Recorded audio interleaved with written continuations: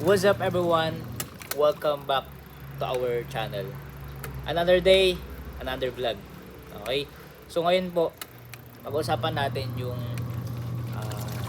mga hearing ko. Hearing na yung mga experiences ko. So bago ako napunta sa pinaka masakit, pinaka mahirap na hearing. So dumaan muna tayo sa mga pakipag-usap. Okay. So pag-usapan pa rin natin dito yung sitwasyon ko sa area ng utang. Okay? So bago pala yon, so kuhan ulit ako, naglalaba ulit ako. Kasi wala tayong tagalaba. No? So habang naglalaba ako, kukwentuhan ko kayo yung mga experience ko. Okay? So yan, bago ako napunta sa mga sa korte, okay, yung mga una kong experience, okay, sa mga naging investor ko, pinuntahan ako.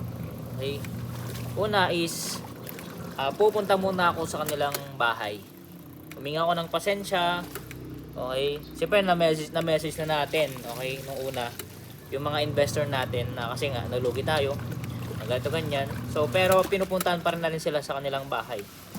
And after that, yung iba yung mga malalapit. And after that, hindi na nila ako maintindihan. Hindi ko na maibigay yung gusto nila, whatever. So, dumating yung time na pinupuntahan nila ako sa office ko. Okay? So, for your information, meron akong sariling office dati. So, din nila ako pinupuntahan, kinakausap nila ako. Okay? Yun, sinasabi ko yung totoo. Totoo naman, na if you are honest, God will guide us. So yung presence ng Panginoon na sa atin. Okay, so that time pray muna kami bago kami mag-usap. Ganito yung nangyari. Tapos andun din yung parang stress na ako, pumayat ako, diba? So naalala ko dati is talagang pinaparealize din sa akin, diba meron kang life verse yan sa business mo, yung Luke 1:37. O nga no, for with God nothing shall be impossible. So ini-encourage pa rin naman nila ako na walang imposible sa Panginoon. Ganun. Pero until eventually yung mga iba, hindi nila ako naintindihan. May time na talagang lumuhod ako sa kanila. Na-experience ko yung mga yan. Lumuhod ako para lang mapatawad nila ako. Pero eventually, hindi nila ako napatawad. Kailangan nila yung pera. Hanggang napunta sa barangayan. Okay? Na barangay ako. Okay? I think mga 7 to 10.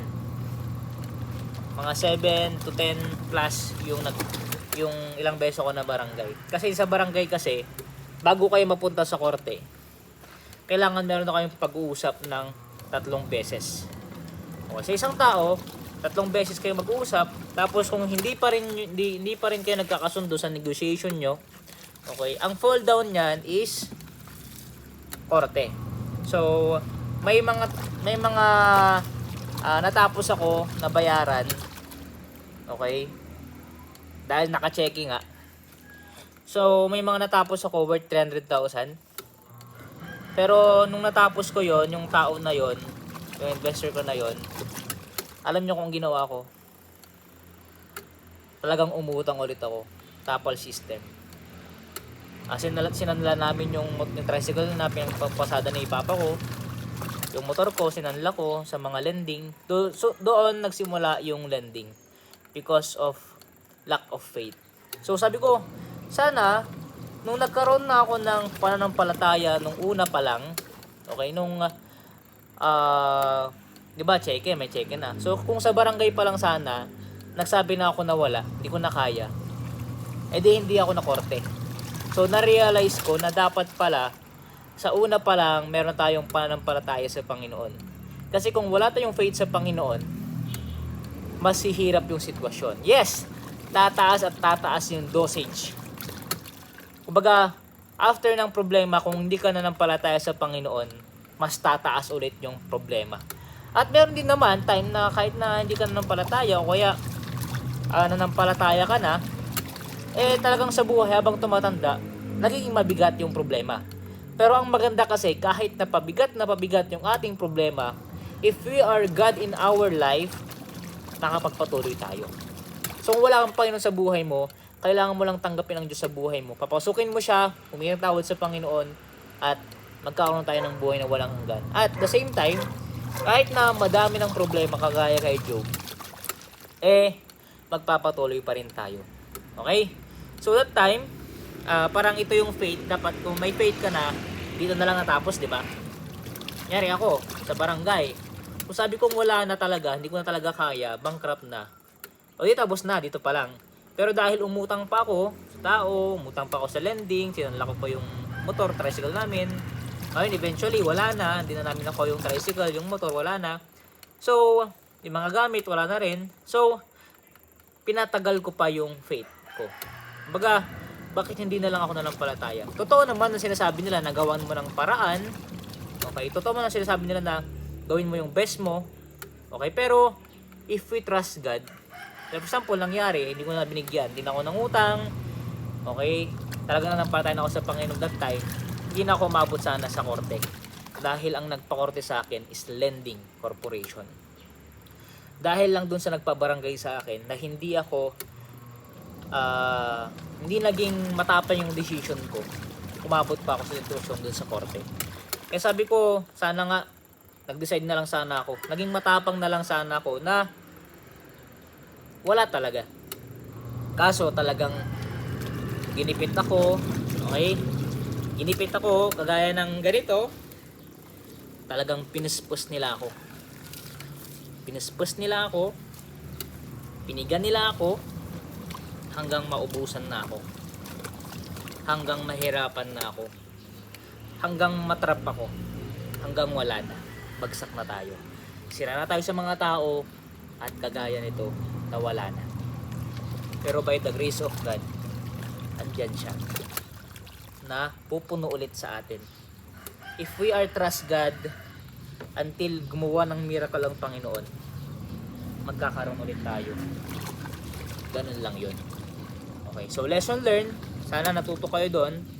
So after that, di ba nabayaran ko na. So may mga utang na naman ako. So ang nangyari, okay, business, utang na naman, renew sa mga lending, hanggang eventually, hindi ko na naman kayang bayaran. So umabot ako, okay, sa korte. Okay. 1st January, nasabi ko na sa inyo, sa una kong vlog sa utang, nag-file sila sa akin, 2026. Nag-file sila sa akin, pero nung una talaga pinupunta mo nila ako dun sa bahay namin, no, cash shop. Nag-ganito ganyan, meron kang bouncing check, ganito ganyan. So, 2026, doon na sila start na mag-file. So, 3 months, okay, doon na magkakaroon ng hearing. And after i-hearing, meron ulit akong hearing. Kasi, syempre, parang 3 hearing ulit yon or 4. So, after hearing, 3 months ulit. So, magbigay kayo ng sasabihin nyo, o kaya naman, magbigay kayo ng proposal nyo kung paano nyo babayaran, o kaya paano yung magiging deal nyo both, lending tsaka yung ikaw o kaya ako. So nung una hindi kami nagkasundo, umabot na kami ng 2 months, ng 3 months. So umabot na kami ng 6 months. So doon na hanggang umabot kami ngayon, andun yung sobrang hirap. Pero bago pala yon, meron nang nagpakorte sa akin, small claims worth 300,000, worth 100,000 yung lending din, pero walang cheque. So small claims lang, hindi nila ako napatuloy sa korte by the grace of God. Pero ang nagpatuloy sa akin, okay, nung una talagang kinakabahan, bayad ako ng 5,000 pero di na talaga kaya. Yung 300,000 na nagpa-korte sa akin, nag-usap kami sa PAW pero di na talaga kaya, hindi na tuloy dun sa korte. So ang natuloy talaga is yung lending corporation. Talagang gigipitin ano lang. Okay. So yun yung mga experience ko sa aking journey na may utang at sa mga hearing. Kuya, anong pakiramdam pag nag-hearing kayo? Okay. Una, doon tayo sa barangay. Okay. So ito talaga yung totoong hearing eh. Barangay first hearing, may time. Dapat talaga advance ka lagi, una ka lagi. Okay? maayos ka kausap. Okay? So, first hearing, kinakabahan at kailangan mo maging totoo. Ang natutunan ko doon, yung unang kong hearing kasi is teacher. Sobrang galing niya. Parang minamanipulate niya kami. Totoo naman na parang nagkamali ako. Pero yung parang di niya ako maintindihan na ganito ganyan, tinatakot pa nga niya ako eh. Kung puputong lalabas ka dito sa bansa na to, meron kaming connection dun sa immigration. So, kung tatakas ka man, whatever, kaya nila akong i-block. Pero sa isip-isip ko naman, hindi naman ako aalis. Hindi ko naman siya tatakbuhan. So, that time, kinakabahan, di makatulog, first hearing, second hearing, ayaw pa rin, negotiation na naman, third hearing, okay, tinatakot na nila ako. So ito, meron ng 3 daif ang tinatawag sa cheque. Daif ang tawag doon, yung parang nag-bounce ng 3 check, 3 beses, nag-close yung account ko, pinapakin nila sa akin sa barangay. So hanggang eventually, ginagawa na, parang umuutang kami, utang kami para hindi ako mapunta sa korte. Hanggang eventually, na reach namin yung down payment, tapos may per month na 60k, hanggang eventually natapos ko. Because of the TAPAL system, at because of utang, bayad utang. Pero dahil lang doon, sobrang hirap. Naging mahirap. So, nung time na yon, yun yung experience ko na takot. Pero alam nyo ba, mas nakakatakot na doon sa loob ng korte. Sa trial court, sa mismong court. May abogado, may judge. Okay, andyan yung tatay mo na pinaglalaban ka. Pero ako talaga, I will convict myself na gusto ko nang makulong. Pwede ba? So, yun yung time na ayoko na ipaglaban. Gusto ko nang mamatay. Gusto ko nang makulong. So, that time, pinaglalaban ako. Pero, yun nga, nagsabi pa rin yung judge na I will give you 3 months, okay, to giving you a chance that you prepare your proposal. So habang patagal ng patagal, pakaba ng pakaba, di mo na alam gagawin mo. Gusto mo matulog ka na lang, ayaw mo na magtrabaho kasi makukulong ka na rin lang pala eh. So that time is ayaw ko na.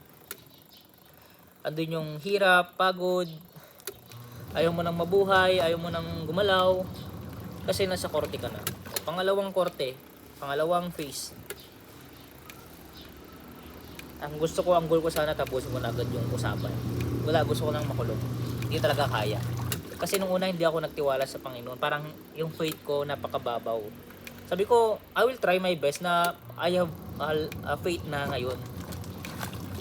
So I'm still praying na gumawa ang Diyos sa buhay ko. The miracle. Meron kang kanta akong narinig na yung Lord, I need a miracle today. Na ra na na na ra ra. Kasi yung kwento na yun ay yung anak niya na hospital. Okay. Nanganganib yung buhay. So ang prayer niya, ang kanta niya na Lord, I need a miracle today. So ganun din yung sa akin. Kahit sabihin natin utang lang yan, pero it's very stressful. Hindi mo alam papatayin ka na sa labas. Hindi mo alam ano sila nakatambang. Pero because of I have faith, naniniwala ako sa Panginoon. The time will come, i-reveal niya sa akin yung plano niya. Siguro sa ngayon, kailangan kong matutunan yung patience. When it comes to my family, when it comes to my love, when it comes to my debt, I need to learn the patience. The art of patience. So, salamat sa Panginoon dahil andyan siya. Ang hirap pag walang Panginoon sa buhay. Kasi masarap na may Panginoon sa buhay eh. Because ang sarap mamuhay ng may Panginoon sa buhay. Kaya kung ikaw mismo na nanonood, kung wala ka pang Panginoon sa buhay mo, mas malala pa yung sitwasyon ko sa sitwasyon mo. Dahil ikaw ay possible na mapunta sa impyerno. Kung sabi sa Bible, sa Romans na lahat ng mga makasalanan hindi makapunta sa langit At walang matuwid kahit isa, kahit ako na makasalanan. So kung wala pa tayong Panginoon sa buhay natin, mas mahirap yung sitwasyon mo, kapatid. Totoo, mas mahirap yung sitwasyon ko. Minsan naisip ko ako yung gumawa, o kaya pwedeng ginawa ito or plano ng Panginoon para mag-grow tayo spiritually, physically, matuto sa buhay. I accept that. And I accept na may wrong move ako. Pero ang Diyos nagpapatawad siya. Na kahit sobrang makasalanan na tayo, ang Diyos kaya tayong patawarin. Hindi kagaya ng iba na hindi niya tayong patawarin ng ibang tao. Kaya ngayon, kapatid, if you don't know kung saan ka pupunta pag namatay ka, ito na yung time para malaman mo na kapag tinanggap mo sa buhay mo, ikaw ang maliligtas sa impyerno at magiging maayos yung buhay natin, future beyond the future. Kung kapatid, gusto mo magkaroon ng buhay na walang hanggan, ngayon mismo, I want to invite you. Sundan mo lang ako sa prayer if you want to accept into your life, or our Father in heaven, our God, our Savior, our King. Ito na yung time para manalangin ka. Sundan mo lang ako sa prayer, magsisi tayo sa mga sana. I want to point out, kailangan natin yung faith. Let's pray. Panginoong Diyos, ngayon po mismo, ako po ay humihingi ng tawad sa aking mga kasalanan. Ngayon po, tinatanggap po kita bilang Panginoong Diyos sa aking buhay. Pumasok po kayo sa aking buhay. Papasukin niyo po ako sa inyong kaharian. Salamat po sa kaligtasan. Ito po, aking dalangin sa pangalan ni Jesus. Amen. So sabi sa Romans 8:1, kung sino daw ang nagpakumbaba, minatawad sa Panginoon, siya raw ay hindi nakatulad. Okay. So yun lang.